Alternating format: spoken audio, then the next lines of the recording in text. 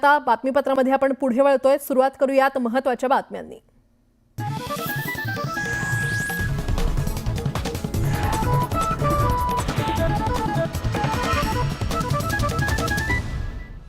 महत्त्वाच्या बातम्या।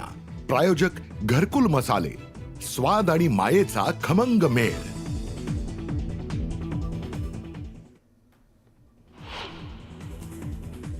गेटवेहून एलिफंटाकडे जाणारी फेरी बोट उलटून 13 जणांचा दुर्दैवी मृत्यू। 101 जणांना वाचवण्यात यश। मृतांच्या नातेवाईकांना 5 लाखांची मदत।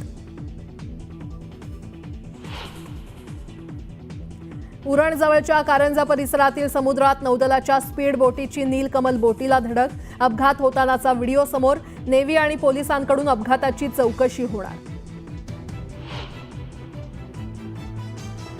मंत्रिमंडळाचं खातेवाटप पुन्हा लांबणीवर। मुहूर्त अधिवेशन संपल्यावरच सूत्रांची माहिती। खातेवाटप मुंबईत होण्याची शक्यता।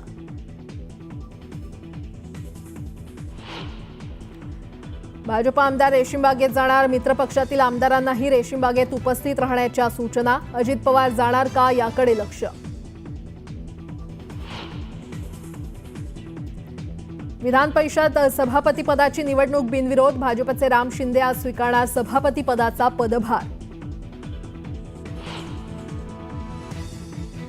राज्यातील नागरिकांवर एसटी भाडेवाढीची टांगती तलवार। महामंडळाकडून 14.95% भाडेवाढ करण्याचा प्रस्ताव।